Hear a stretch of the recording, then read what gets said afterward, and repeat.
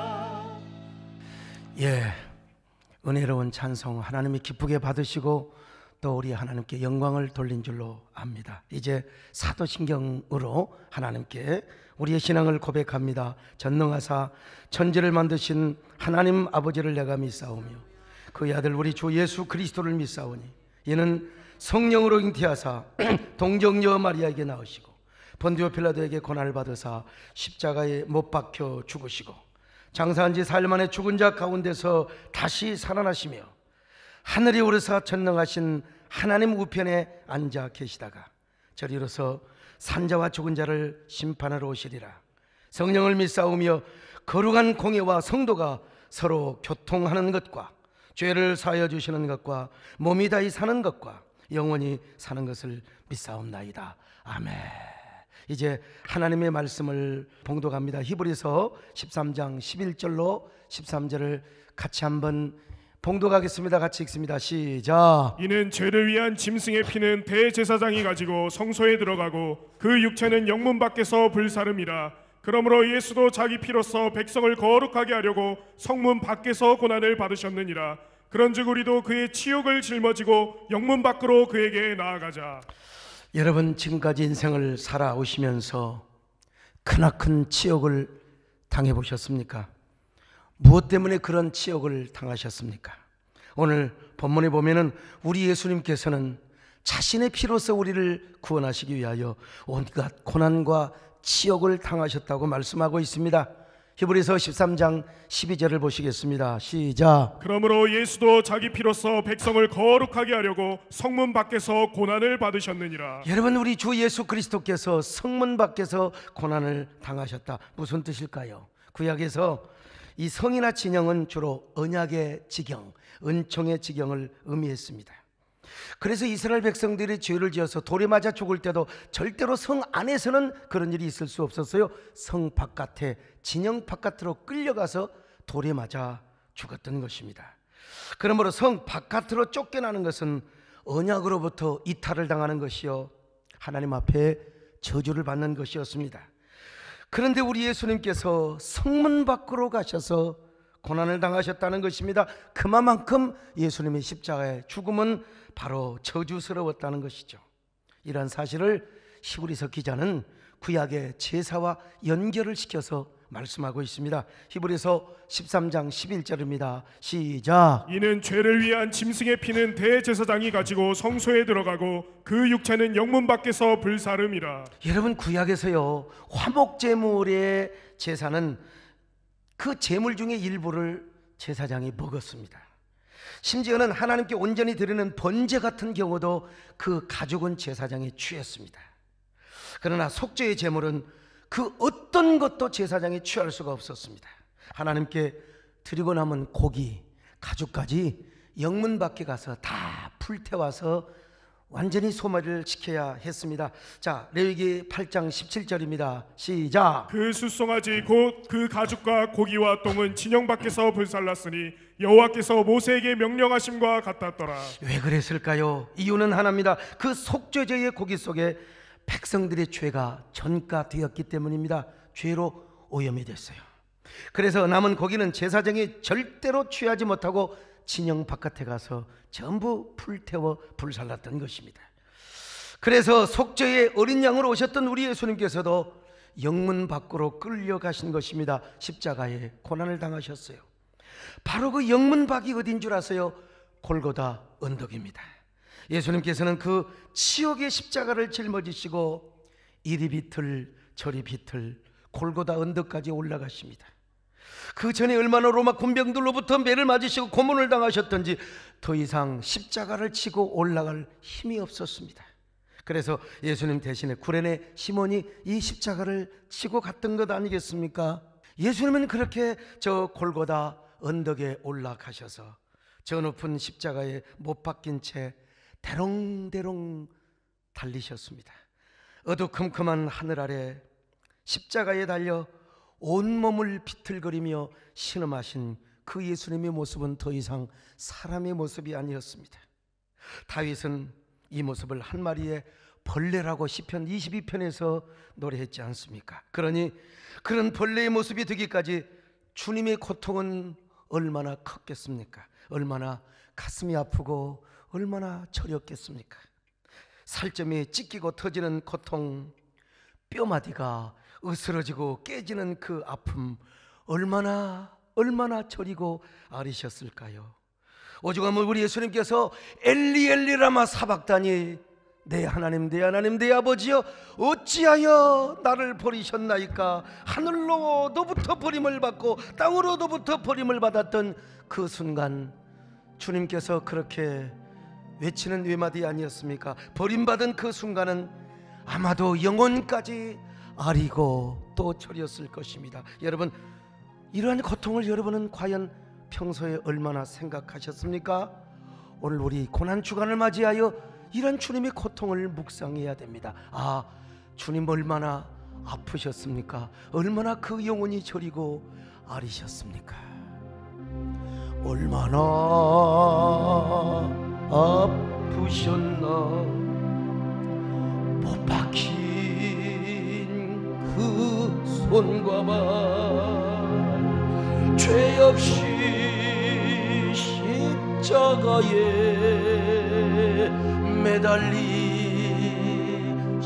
예수님, 하늘도 모든 땅도 주먹들도 다 울고 해적차 힘을 잃고 온누리 비치지 않네. 아하, 끝없어라. 우리 가슴에 손을 얹어볼까요? 주의 사랑 언제나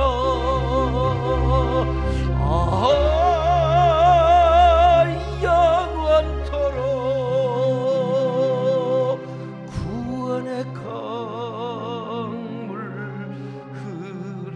흐르네. 그렇게 몇 시간 동안 주님께서 온갖 고초와 수치의 십자가 거기에 달리시다가 마침내 물과 피를 다 쏟으셨습니다. 그리고 주님께서 외쳤지 않습니까? 내가 다 이루었다고, 내가 다 이루었다고. 우리를 향한 구원 사역이 다 이루어졌다는 것입니다. 그런데 여러분, 성경을 보면 그 순간에 바위가 터지고 깨지고 지진이 일어났다고 말씀하고 있잖아요. 마태복음 27장 51절입니다. 같이 봅니다. 시작. 이에 성소 휘장이 위로부터 아래까지 찢어져 둘이 되고 땅이 진동하며 바위가 터지고. 여러분, 성소 휘장만 찢어진 게 아니에요. 그 골고다 언덕이 막 바위가 깨지고 지진이 나고 부셔졌다는 것입니다. 그런데 유대인의 전설에 의하면은 예수님의 핏방울이 그 깨진 바위 틈으로 떨어져 흘러내려갔다는 것입니다. 중요한 것은 이곳에 아담의 무덤이 있었대요. 유대인의 전설에 의하면. 제가 SBS 방송과 함께 성탄 특집 예수님의 탄생과 죽음에 대한 비밀에 대한 이런 그 다큐를 찍으려고 예루살렘에 갔는데 예수 믿지 않는 히브리 대학교 교수가요, 이 사실을 설명해 주더라고요. 한번 보시겠습니까? According to tradition, yes, this chapel, the Christians adopted the view that Mount Moriah is in the rock of Golgotha, and attributed this chapel to Adam. Yes. So, and you see the continuation of the crack in this window. Yes, this is the same crack that we encountered at the top of the rock of Golgotha, of the chapel of Golgotha. 여러분, 예수 믿지 않는 저 교수도요, 고고학적으로 예수님이 십자가에 죽으셨는데 그 피가 밑으로 흘러 내려갔다는 것입니다. 그래서 저 고고학자들이 유대 전설을 따라서 쪼개진 바위를 파보니까 진짜 핏자국이 있더라는 거예요. 그런데 그 피에 DNA를 조사해 보니까 아버지의 염색체는 없고요, 어머니의 염색체만 있는 독특한 피더라는 것입니다.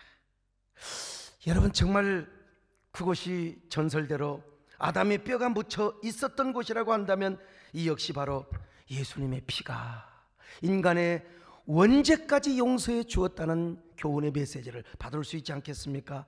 그렇습니다, 여러분. 예수님의 십자가만이 우리의 죄를 용서해 주십니다.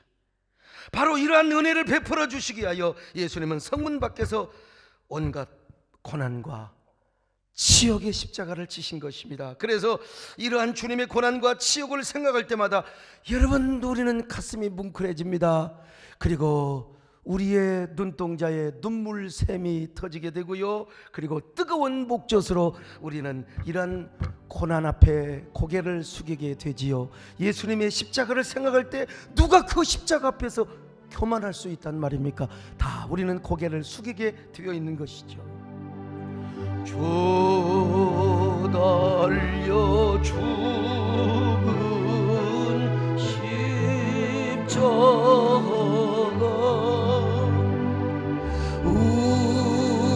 우리가 생각할 때 세상에 속한 욕심을 다 버려야지요. 세상에 속한 욕심을 헛된 줄 알고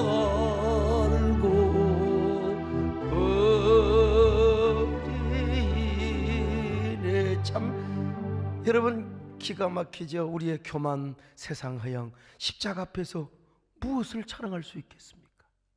근데 여러분, 성경은 말씀합니다. 이런 하나님의 사랑, 이런 예수님의 고난과 치욕을 감상적으로 센티멘탈하게만 느끼지 말라는 거예요. 우리도 예수님의 치욕을 짊어지고 영문 밖으로 나가야 한다는 것입니다. 아니, 그 치욕을 짊어지고 영문 밖에서 죽으신 그리스도 예수를 만나라는 것입니다.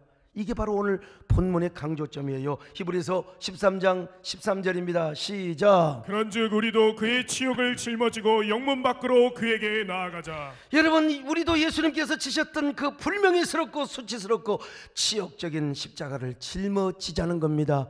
그리고 교회 안에만 있지 말고 영문 밖으로 나가자는 것입니다. 이 말은 물론 히브리서의 문맥상 유대교를 벗어나서 십자가 복음 안에서 살자, 이런 의미가 강하지요. 그러나 동시에 문자 그대로 우리도 치욕의 십자가를 짊어져야 한다는 의미도 강력하게 내포하고 있는 것입니다. 자, 그렇다면 구체적으로 그의 치욕의 십자가를 짊어진다는 말이 무슨 말일까? 영문 밖에 계시는 주님 앞에 나가고 그분을 만나자는 말이 무슨 말일까요? 첫째로 예수 믿으면서 당하는 고난과 핍박을 의미합니다. 여러분, 예수 믿는 것 때문에 핍박 받아보셨습니까? 예수 믿는 것 때문에 욕 얻어 먹어보셨어요? 예수님 때문에 그 어떤 핍박과 고난을 당하더라도 여러분, 변절하지 않는 그 믿음의 삶, 그 자체가 주님의 치욕의 십자가를 짊어지는 첫 발걸음이라는 것입니다. 둘째로 복음을 전하다가 당하는 치욕을 의미해요. 여러분, 예수 믿으면서 전도해 보셨어요? 얼마나 해보셨습니까?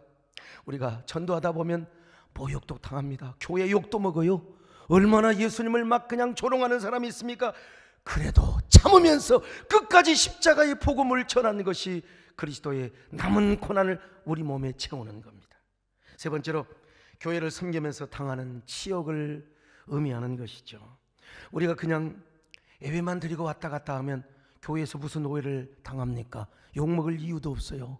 그러나 교회 안에 깊숙이 들어와서 사명 감당을 하고 또 우리가 중직자로 교회를 섬기다 보면은 불필요한 오해도 받고 비난도 받고 또 우리가 공격받을 때가 있어요. 그러나 주님과 교회 때문에 이걸 참고 끝까지 사명의 길을 걸어가면서 우리가 인내하면서 그래도 끝까지 여러분의 사명을 감당하는 그 삶이 바로 치욕의 십자가를 짊어지고 영문 밖으로 가는 의미입니다. 마지막 네 번째로 몸된 교회의 치욕을 스스로 짊어지는 것을 의미하는 거예요. 주님의 몸된 교회가 영광스럽고 거룩하다 할지라도 지상교회는 불완전합니다. 불완전하니까 빛과 그림자가 있는 거예요. 죄와 부정도 틈탈 수 있어요. 그래서 이것이 세상 앞에 막 그냥 이 소문이 나면 이건 교회의 치욕이 아닐 수가 없습니다. 그러면 세상은 막 도덕적 윤리적 시각으로 얼마나 교회를 비난합니까? 언론은 얼마나 교회를 조져댑니까? 아니 교회를 다니는 사람들까지도 뭐 교회가 이럴 수가 있어, 말이야 목사가 왜 이럴 수가 있어, 자기 도덕성 자기 의에 빠져서 막 이런 트렌드에 빠져가지고 자기 의로움 공명심을 드러내면서 교회가 다 썩었다고 그렇게 여러분 비난하는 것은 쉽습니다. 그러나 항상 자신의 선악과적 마인드로 함처럼 날마다 교회의 치욕과 목회자의 치욕을 의도적으로 드러내는 거 여러분 쉬워요. 바른 말하는 거 쉬워요. 그러나 이럴 때 우리가 교회의 부정과 오염을 까발리지 말고 몸된 교회의 치욕을 짊어지고 우리가 영문 밖으로 나가자는 것입니다. 그것이 내가 져야 할 십자가요, 그것이 내가 져야 할 치욕이라는 것입니다. 그냥 입 다물고 내가 속죄의 제물이 되어서 여러분 우리가 함께 그냥 십자가 짊어지고 영문 밖으로 나가자는 겁니다. 오늘 이 말씀이 여러분에게 좀 감동이 될 수 있기를 바랍니다. 좀 와닿을 수 있기를 바랍니다. 이제부터 우리 교회와 총회를 위하여 우리도 십자가 지고 영문 밖으로 함께 나아갈 수 있기를 바랍니다. 예수님의 십자가 이제는 나도 지고 이 생명 다 바쳐서 주님을 따르리라. 여러분 우리가 이렇게 살아갈 때 우리에게 어떤 은혜가 임한 줄 아세요? 예수님의 생명이 우리 안에 철철 그리고 역설적으로 역동적으로 임하게 된다는 것입니다. 자, 고린도후서 4장 10절 가슴 떨리는 말씀입니다. 읽어봅니다. 시작. 우리가 항상 예수의 죽음을 몸에 짊어짐은 예수의 생명이 또한 우리 몸에 나타나게 하려 함이라. 여러분 쉽게 말하면 이런 말입니다. 주님이 당한 지옥을 우리가 다시 짊어지면 내 몸에서 그리고 내 삶 속에서 예수님의 생명의 역사가 역동적으로 역설적으로 나타난다는 것입니다. 여러분 얼마나 패러독시컬한 말씀입니까? 이런 역설적인 생명의 역사가 오늘 여러분들에게 넘치시기를 바랍니다. 여러분의 교회에 넘치시기를 바랍니다. 그뿐 아니에요. 우리에게는 영광의 영, 곧 하나님의 영이 함께 하신다는 것입니다.